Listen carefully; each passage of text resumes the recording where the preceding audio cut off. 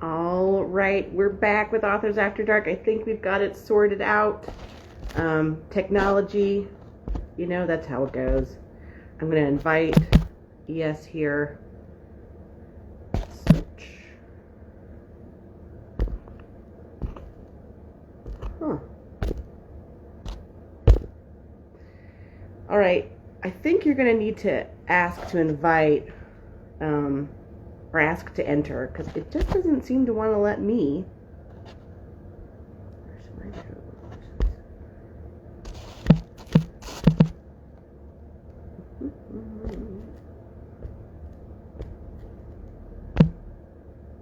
Haha! I found you.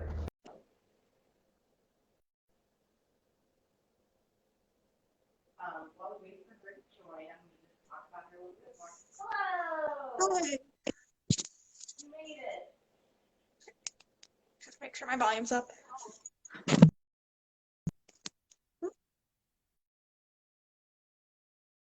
Okay. Are we connected now? Yeah, I can hear you. Can you hear me? Yes. Perfect. Well, I was just talking about all of your amazing accomplishments right before you came on here. I was talking about the Life and Death Cycle, which is your fantasy series, and also that you have delved a little bit into fairy tale retelling with Tuppence, which is outside of the Life and Death Cycle series, correct? Yes. Yeah, that was just retelling. Yeah. Yeah. I was just cyber stalking you. I was on your website earlier today, just kind of looking over everything. And also, I kind of follow you here on Instagram, and I've seen you I've seen you release Tuppence, and you had a goal, and you did all this stuff. And so I've always been impressed with your entrepreneurship, as well as, you are producing books, and that's amazing, because just books are amazing. But you have a cover reveal coming up for the Life and Death Cycle for a Pool of Peonies. Am I saying that right? Yeah, Peony. Peony. Yes. That's on June 5th. Yes. And so I was also looking up the Life and Death Cycle, and on Amazon it was labeled as a gas lamp fantasy series. So I just wanted to start right there and just kind of talk about that, because that is not a term I'm familiar with in fantasy. And I watched a few of your book trailers as well, and I'm very intrigued. So I wanted to kind of hear you chat about that a little bit. Yeah, gas lamp fantasy, I actually discovered that after I released the book. And because a lot of people, they're like, oh, you want to find a niche genre so then you get, that Amazon bestseller label or whatever, because for the longest time I just had it as dark fantasy, and you know how many dark fantasy books are out there. It's so many. So many, very saturated. Yeah. So I was looking up gas lamp fantasy, and I realized my book fits within that genre, and it's a very loose genre, the way I've understood it. And some people say it should be just Victorian London sort of thing, but I disagree with that. In my way I understood it is it's kind of like steampunk, but more fantasy based. So you're not having like the technology stuff. And my story takes place in that early 1900s, late 1800s type of world. With fantasy that kind of helps build out these areas. Like there's airships, but then there's also, people on horses and stuff like that. So it's kind of that mix. And like if you look at gaslamp fantasy, it's a very strange genre. Like you can see sometimes Harry Potter is classified as gaslamp fantasy. Okay. Yeah, so it's like it's not 100% strict, but it's just the idea of that early 1900s, late 1800s, like Victorian era aesthetic with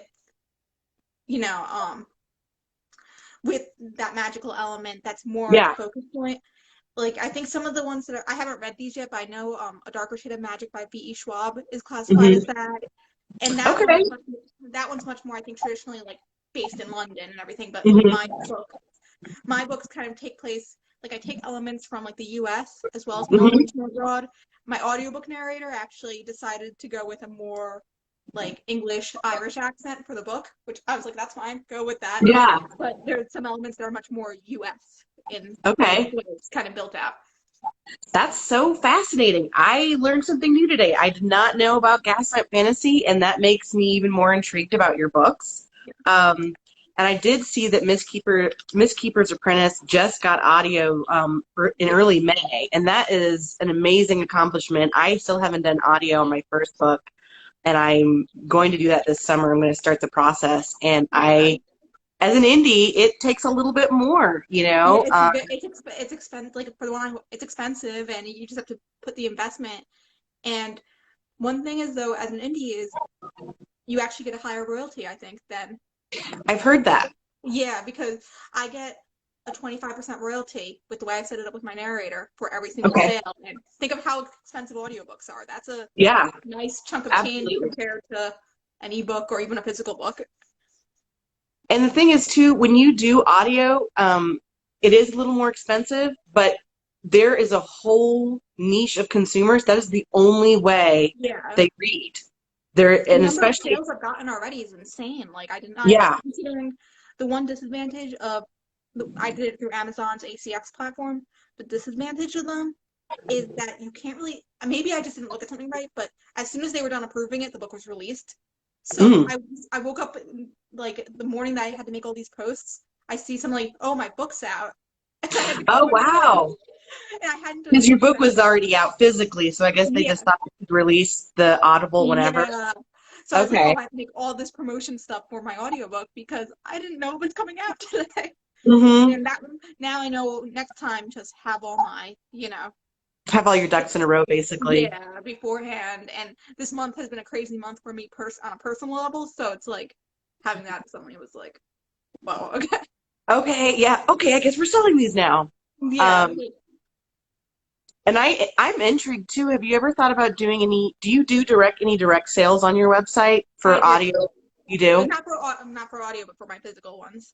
You do? Yeah, because the way my contract is set up for audiobook is my narrator, we agreed to, because the contract from Amazon is traditionally 40%, but my audiobook narrator and he's actually a very well-regarded narrator. So the deal we kind of struck was 25% royalty goes to him instead. And then I also paid him a flat fee, which was also expensive, but it's worth it. And he was very they're artists too. Yeah, because he's done like hundreds of 100+ audiobooks already. Wow. He's very skilled, and not all of them. Sorry, my dog's probably gonna be in the background. Oh, you're fine. My dog was barking at the beginning too. So. The best place to sit in the house I discovered was on the floor. So now gonna be like that. I have like my stuff set up on top of a box. Every week I'm trying to find the best situation for these interviews.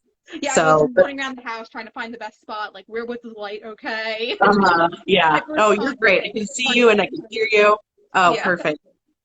And so I wanted to go back in and talk a little bit about the Life and Death Cycle, which is your fantasy gas lamp series. And when I was on your website too, I noticed it's a 6-book series, and you actually already have all the titles out there. Have you written all of those or outlined those, or you just kind of know where that's going to go? I just wanted to delve in a little bit into your process. Basically, I've written through draft 2 of book 3, and I draft a lot. I can go into that as well. Like, I know some people, it's like they draft 1 or 2 times, and it's like to beta readers. I typically draft I do 3 drafts and then some revisions and stuff. So usually it's like draft 5 before it's even to beta readers. Okay. But basically, the way it's kind of worked for me so far is the first book took me years.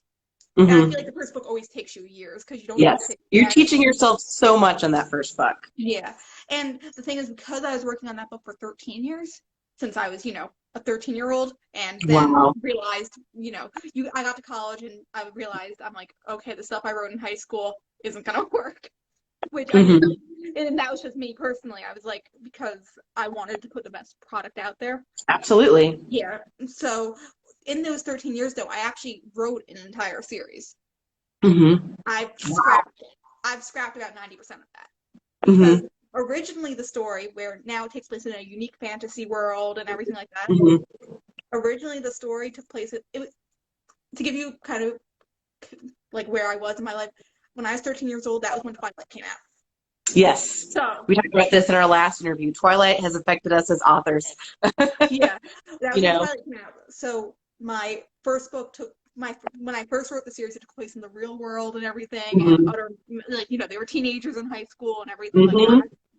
And then when I got to college, I was like, you know what, I kind of want to change this. So the Mm-hmm. characters stayed, and the general premise stayed. Everything else changed. So Mm-hmm. that's why I say I scrapped 90% of it. So then the first book as it is now probably took me about 5 years to write instead. Okay. And then while the first book went through 2 rounds of beta readers. First round of beta readers basically told me I needed a lot of work done. And it kind of helped me reevaluate how I wanted the series to go. Mm-hmm. And then while the second round of beta readers was reading it, I started drafting the second book. Good idea. So then by the time the first book was released, my second book was almost ready for beta readers. And I'm kind of in that same point with my third book now. You're just always in the cycle. Yeah. Mm-hmm. When the second book comes out, my third book will be ready for beta readers. And I've outlined book 4 and have a general outline for the rest of the series. Book 4's title might change. That's the one thing I've discovered recently. But I was impressed with all of the titles. I feel like naming my books is like one of the hardest things. And also your names were really good. The Towers of Knoll, The Seeds of Cordova, Children of Cyprus, Immortal Camellias. Those are awesome titles. Like they took a while. those are great. I'm like, just title alone, I'm curious. You know what I mean? So you've got a good title. Yeah, like what's funny is that out of all of those, I think the hardest one I had was my first book. Like, yeah, I came up with the second book's title before I came up with the first book's title because for a long time the working title was just like Apprentice. I knew it was about an apprentice. I was like, okay, that's not gonna work. How many? We need a little bit more here. Yeah. Yeah, because it's like, and well, sometimes you get a bunch of books have the same titles. You can see a bunch of books with titles like Awakening or The Awakened or something like that. That's a common title, and it's totally on its own. Or the cover works. Yeah. But I wanted something a little different, and ultimately I came up with that. I don't know where I pulled it from, and some of the ones was like sometimes it comes out of as I'm writing, and as I've kind of formatted the plot as well, and the rest of the title just sort of followed. Yeah, yeah. And just talking about this fantasy series, The Life and Death Cycle, of which The Mistkeeper's Apprentice is out now. Y'all can go get that on Amazon or on her website. Yeah, there it is. Discounted copies on my website because awesome. I revamped my this is the cover now. Okay. The other cover was very similar, but I basically made the text much clearer and everything. Yeah. So it's much easier to read. Good job. Yeah. So because I want definitely. If you want a copy of her book, go to her website. Whenever you can buy directly from an author, that is the best way to support them is to buy directly from their website if they do direct sales, which ES does. And I wanted to talk a little bit about your process. And you mentioned earlier that you kind of started this series in high school. Granted, you scrapped a lot of it, but you've been writing for a long time. Yeah. Did you always know that you wanted to be a writer? Yeah, I mean, what's funny is I actually did an interview recently, like on someone's website, where they asked the same sort of thing. And basically, I was able to I've always created stories. Like I remember the first thing I ever wrote, or I really remember writing was when Harry Potter was just starting to come out. My grandmother and I wrote a Harry Potter fan fiction together. Don't remember what it's about. Nice. That's awesome. I might have been like 6 at the time, So I could really write. So she did most of the writing. I kind of dictated what was supposed to happen and everything. And it was my grandparents who were very big influencers in all that. Because my grandmother, she was an English teacher. And my grandfather, he actually was an author as well. He self-published before Amazon was kind of a thing. So he went through like a small publishing house and everything like that. Wow. And that's awesome. They both have passed away a while ago now, so they never got a chance to see it. But I would love to one day. We have copies of his manuscripts saved. I would love to one day, once I have to talk with my uncles and everything. My mom's all for it, but my uncles are weird about it. But one thing we want to do one day is possibly at least republish his books as ebooks through Amazon. So then, because right now they're not even available as ebooks. Yeah. So they were a big influencer, but what really led to me wanting to become a writer was a thing I don't like because it's so embarrassing. In 6th grade, I tried trying out for the school talent show because I was one of many little kids who, 11-year-olds who thought they could sing. I couldn't sing. but after I realized that, I was like, all right, I need somewhere else to put my creative energy because I obviously can't sing. Mm-hmm. And one day, I remember I had a dream that it kind of combined Willy Wonka and the Chocolate Factory with the Magic School Bus. And I Okay. started writing about that. I don't remember the plot. I just remember I started writing. And as I was writing, I was like, oh, I really want to write a full novel. And Mm-hmm. and then, I was writing a bunch of random things for 6th, 7th grade. And 8th Mm-hmm. grade, I was actually put into, it was theoretically an advanced writing class. So I've been kind of told I was a good writer since 6th, 7th grade, which was very reassuring. Yeah. And in that class, my teacher gave us an assignment to write. It was around Halloween. She gave us an assignment to write horror and everything like that. And that's where the character, who in my back cover summary is called The Woman in Black, came from. Uh-huh. And she was the first character of this entire series, and it kind of formed out of that. Okay. And I just kind of hung on to it. I was like, I'm going to get this story somewhat. Yeah. So you've had this story rumbling around in your head for a while in different iterations. Yeah, and it helped also, in high school, I would do RPGs and stuff like that with my friends, and I would use these characters. So they would I gave in my acknowledgments, I called them out. I was like, without doing these RPGs with you guys, no way I ever would have kept them going. It's all grist for the writer's mill. All of our experiences, all the media that we've taken, all of that goes into our work somehow. Yeah. It inspires it somehow. So what is your writing schedule like? Do you write every day? Do you write first thing in the morning?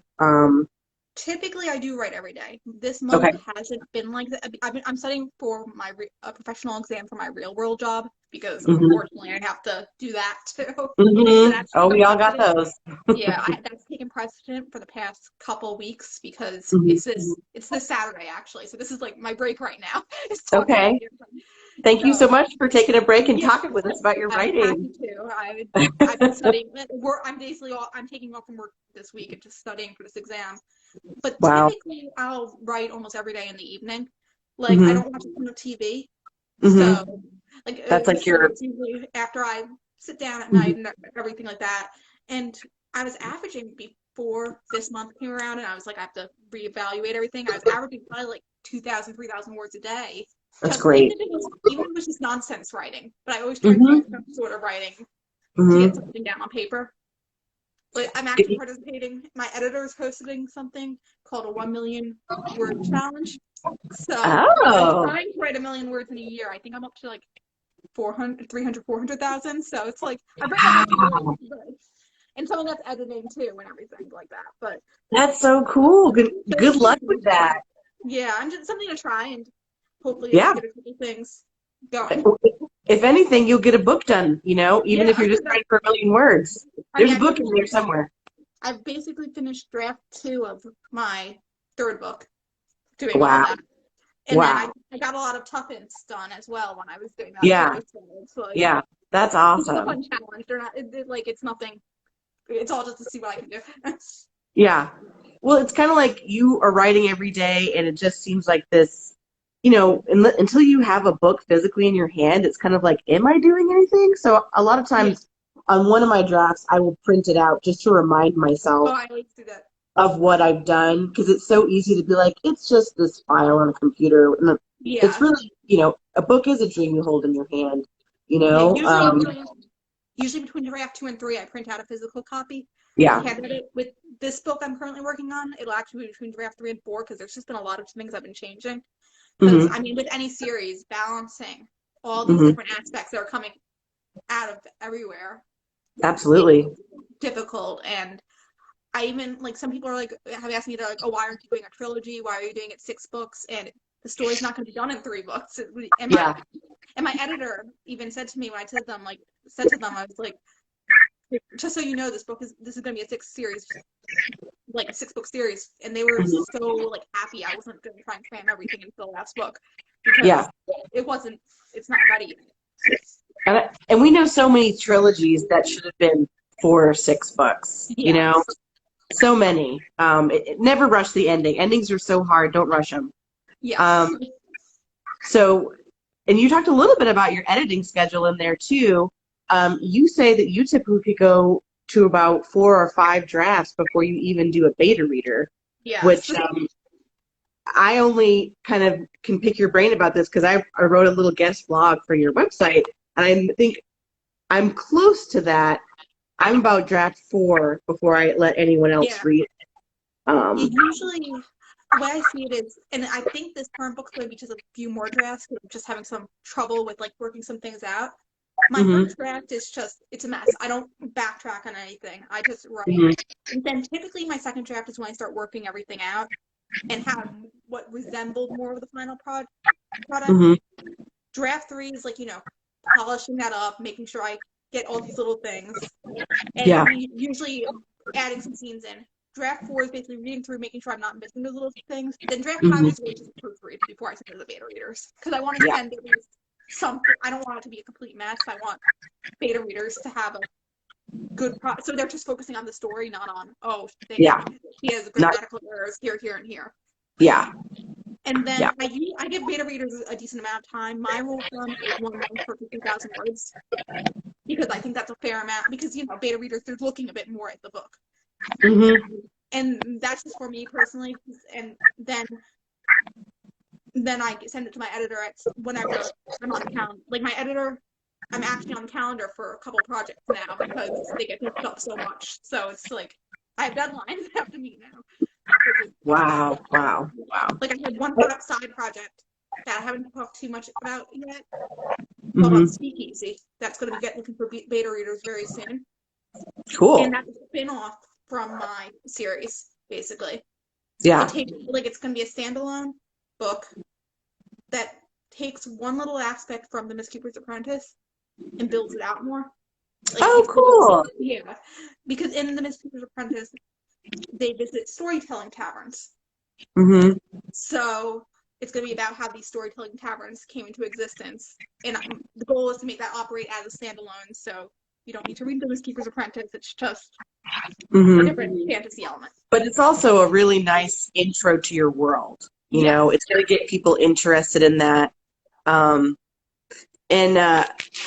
you're doing a little spin-off of that, but let's veer away from the life and death cycle really quickly and talk briefly about Tuppence, which is a fun little book. It's not in a series. It is a standalone, correct? Yeah, it's a 50-page short story, novelette, whatever you want to call it. It's only an ebook. I did get a physical copy printed through Lulu, so I had a physical one because, you live together, you want. And, yeah, absolutely. Yeah, and it's a retelling of the fairy tale One Eye, Two Eyes, Three Eyes. Okay. A Brother Grimm fairy tale. It's not as well known, and it's a fairy tale that I remember in second grade we had a substitute teacher, and everyone made fun of this substitute, or they said she was weird, whatever. But she always told really good stories, and basically that story stuck with me. And I was like, I really want to do a retelling of it because in the story, the character doesn't really have any agency. She's just kind of the character with one eye, two eyes, three eyes. Two eyes doesn't have any agency. She's just kind of, someone tells her to go sing, she goes sing. A old lady comes, whatever. So I took that and some elements of Cinderella, not a lot, and kind of combined them into a Grimm fairy tale-esque story. And it's gotten good reception so far, so it was just something I kind of threw together on a whim, basically. Nice. That's awesome. That's great. And I saw you did a pre-sale on that, and you had a goal. And I remember seeing your post where you're like, I met my pre-sale goal for Tuppence. I really love the cover as well. I think the cover is really cute. Can you show the cover again? Did you make it? Yes, I made that cover, actually. I love it. I think it's really cute. I love the color. I love the silhouette that you use of the characters and stuff. Yeah, look how cute that is. So let's talk, right before we leave here, you have a cover reveal coming up for book 2 in the Life and Death Cycle, A Pool of Peony. Are you doing anything special for the cover reveal? Are you having any live events? I'm trying to figure it out still because my mind has just been focused on this exam I'm working on. But actually, the cover reveal is going to be taking place on the first time I ever doing a live event, like anywhere, because I published during the start of the pandemic.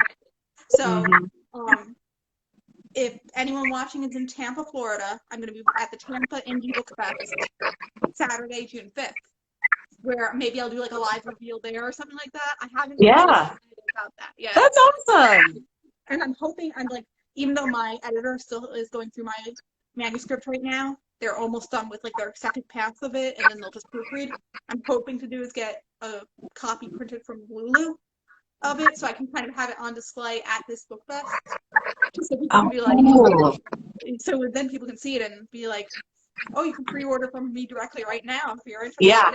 Like, which is the best way to support an indie author, directly order from them. Yeah, and then I actually have it planned where the release, which I'm not going to say the date yet, I'm going to reveal that with the cover. It's in August, but the week after the release, I'm doing another live event. So, cool. That way, That's great. Right back to back. That's awesome.